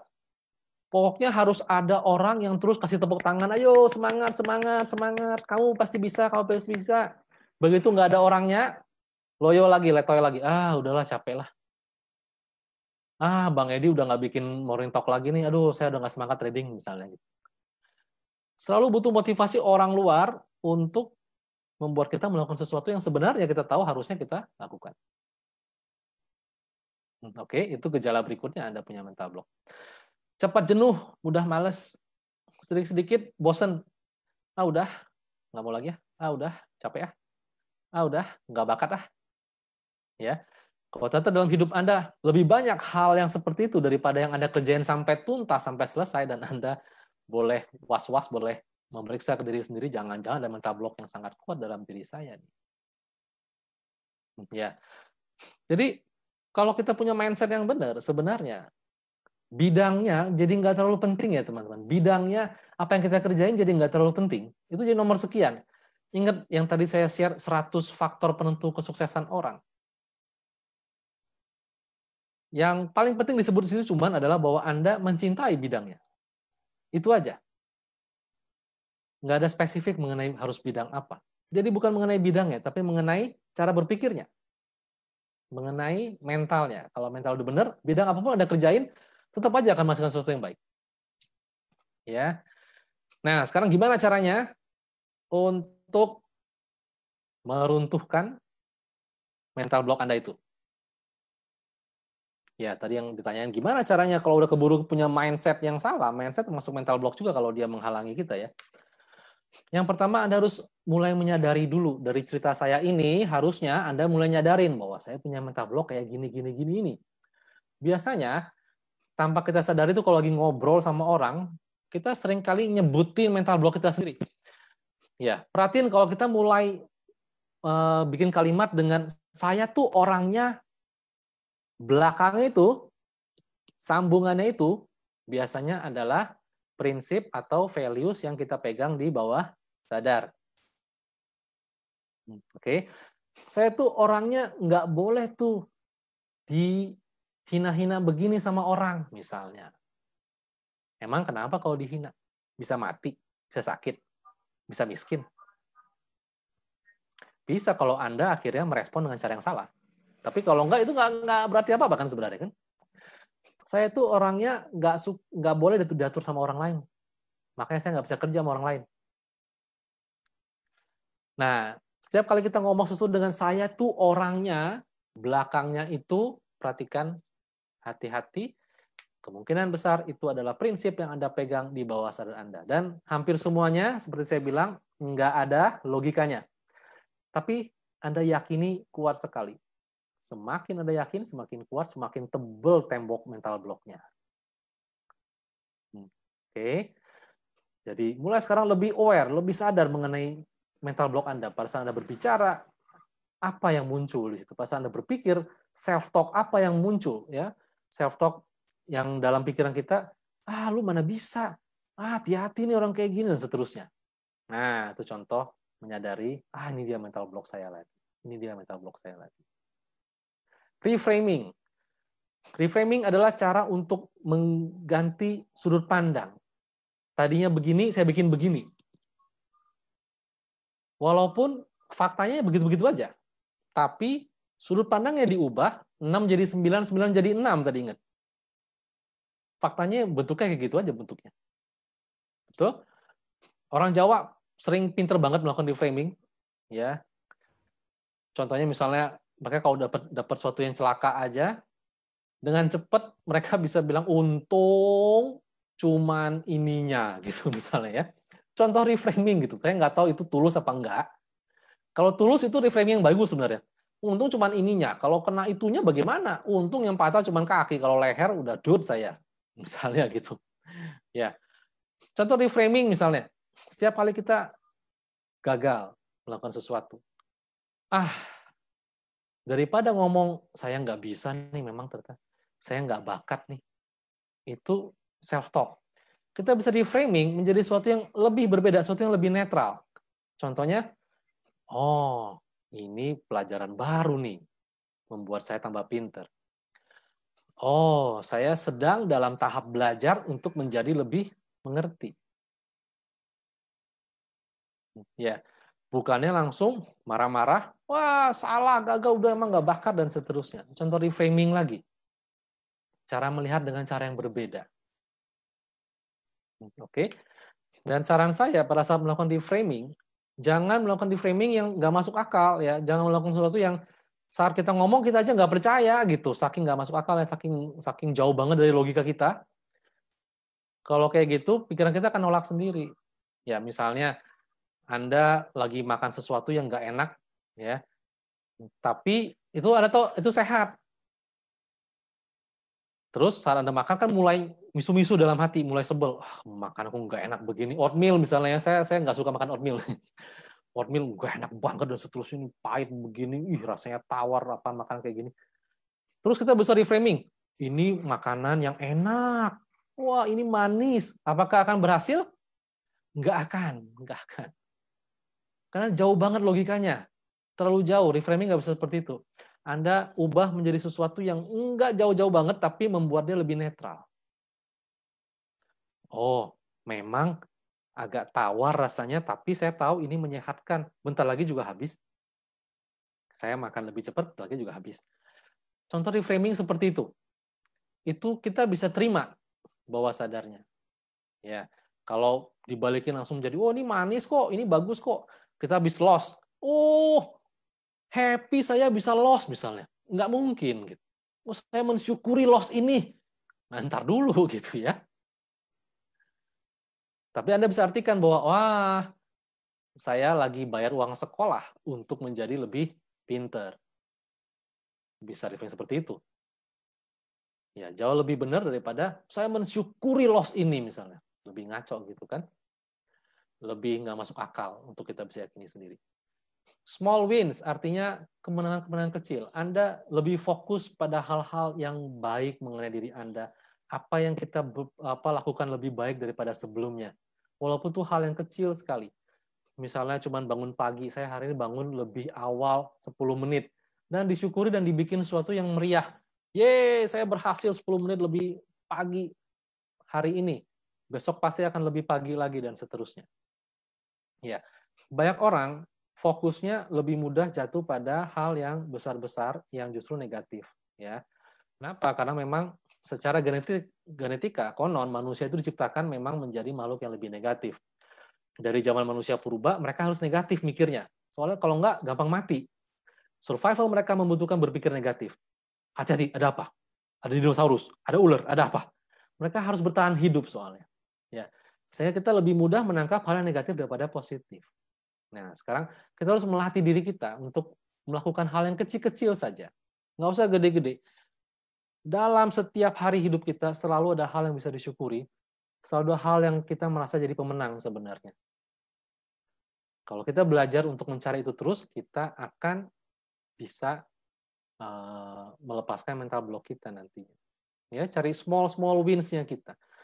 Afirmasi berikutnya. Afirmasi itu kata-kata yang kita ucapkan ke diri sendiri, ya, atau pertanyaan-pertanyaan kita ucapkan ke diri sendiri. Gunanya untuk membuat kita meyakini sesuatu mengenai diri kita. Nah, ini seringkali diajarin kan ya. Saya hebat, saya bisa gitu ya. Tapi hati-hati ya teman-teman. Kalau pada saat kita bilang saya bisa, terus ada suara kecil dalam hati kita yang ngomong, mana bisa, emangnya pernah, modal kayak lu lagi. Nah, suara-suara kecil kayak gitu itu sebenarnya jauh lebih kuat daripada suara afirmasi yang kita omongin sendiri tuh. Ya, kalau ada suara-suara kecil itu kita harus beresin dulu. Ya, supaya afirmasi bisa lebih kuat masuk ke dalam diri kita. Oke.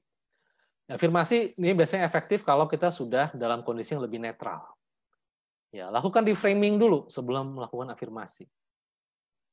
Terus visualisasi sesuai submodalitas. Nah, banyak pelatih-pelatih, coach-coach, life coach, banyak orang-orang yang ngajarin bahwa kita harus melakukan visualisasi terhadap apa yang kita mau, betul nggak? Meraih sekian, meraih 1M dalam sebulan ini dan seterusnya. Terus membayangkan, memvisualisasikan buku tabungannya, ceknya, dan apapun gitu. By the way, cek sekarang udah jarang orang yang pakai. Dengan jangan dipakai visualisasi lagi. Dan seterusnya. Tapi ada satu hal yang orang sering lupa ajarin bahwa mengenai submodalitas. Artinya setiap orang itu punya kecenderungan tertentu untuk lebih mudah mempelajari sesuatu. Itu namanya submodalitas. Artinya apa sih? Ada orang yang mudah untuk memvisualisasikan sesuatu secara visual, secara gambar. Gambarnya kayak gini. Itu mereka mudah membayangkan gambarnya. Tapi ada orang yang enggak. Ada orang suruh bayangin gambar ini, mana gambarnya nggak bisa bayangin gambar. Tapi mereka lebih mudah untuk membayangkan bunyinya, misalnya. Saya bisa mendengar suaranya. Nah, itu orang-orang yang lebih audio. Ada juga yang lebih kinestetis. Di mana mereka lebih bisa ngerasain perasaannya, lebih ngerasain suasananya, dan seterusnya. Jadi pada saat membayangkan, lakukan sesuai dengan submodalitas masing-masing. Jangan memaksa, karena kebanyakan diajarin adalah visualisasi itu dengan visual. Jadi orang yang nggak visual itu jadi setengah mati. Ya, saya termasuk orang nggak visual. Jadi sempat frustrasi dulu waktu dia jadi awal-awal untuk, ayo bayangkan mengenai tabunganmu sekian, buku tabungannya angkanya sekian, ceknya sekian. Nggak muncul gambarnya di kepala saya. Saya nggak bisa muncul gambarnya. Ya, belakangan saya baru mengerti bahwa bukan itu caranya. Lakukan sesuai submodalitas kita masing-masing. Oke. Terus yang berikutnya adalah ubah lingkungan orang-orang sekitar. Nah, ada mental block yang sebenarnya tercipta gara-gara lingkungan sekitar. Keluarga kita sendiri, sahabat-sahabat, komunitas, dan seterusnya seringkali tanpa sadar memberikan inputan yang kena membuat kita menimbulkan mental block. Nasihat-nasihat misalnya, jangan forex trading, itu resiko tinggi. High risk, high gain. 95% orang yang trading forex itu rugi. Malah banyak yang MC, duitnya habis total. Apakah nasihatnya salah? Enggak. Faktanya memang begitu juga. Ya. Tapi, kalau lingkungannya, isinya orang-orang yang bilang, forex trading sebenarnya adalah kesempatan di mana kita bisa dapat passive income unlimited dengan resiko yang terukur. Selama kita mengerti teknik dan psikologinya. Apakah itu benar? Benar juga. Dua-duanya benar. Kalau lingkungannya isinya orang A, kita akan menjadi mereka juga. Karena repetisi akan membuat pikiran bawah sadar kita biasanya ikutan. Menerima suatu konsep baru. Kalau Anda di lingkungan B, Anda jadi begitu juga. Jadi sebisa mungkin nggak semua orang bisa melakukan ini. Misalnya ubah lingkungan, ya udah saya cerai aja ganti istri, bukan itu ya, bukan itu yang saya kasih tahu gitu. Ya, tapi kalau Anda menyadari bahwa keluarga Anda ada seperti itu, Anda lebih jaga jarak. Anda bisa lakukan ilmu cancel. Ya, ilmu cancel itu begini. Setiap kali dia ngomong sesuatu yang Anda tahu akan memperkuat mental block yang tadi, Anda dalam hati langsung bilang, cancel. Itu bukan saya, kamu aja. Ya, terus lakukan itu. Setiap kali mereka ngomong gitu, dalam hati ya, jangan ngomong keluar, nanti berantem keluarga. Dalam hati Anda langsung lakukan tadi, cancel, bukan saya, itu kamu aja. Ya, kadang-kadang kita nggak bisa mencegah kan, itu orang tua yang ngomong misalnya. Oke. Tapi kalau Anda bisa mengubah sahabat-sahabat lingkungan komunitas, usahakan Anda lebih masuk ke lingkungan yang akan mendukung Anda mencapai apa yang Anda mau, mendukung Anda untuk melepaskan mental block tertentu. Oke. Ini sudah pengaruhnya sudah terbukti banyak banget kan ya mengenai pengaruh lingkungan sekitar. Ada orang bilang kalau mau sukses, perhatikan orang-orang di sekitarmu. Karena kesuksesan kita sama dengan average atau rata-rata dari jumlah orang di sekitar kita. Kalau sekitar kita isinya orang-orang sukses, dan kemungkinan besar kita akan ikutan naik sukses. Kalau sekitar kita isinya orang sontoloyo, dan kita juga ikutan jadi orang sontoloyo. Oke, dan tahap terakhir adalah melakukan terapi.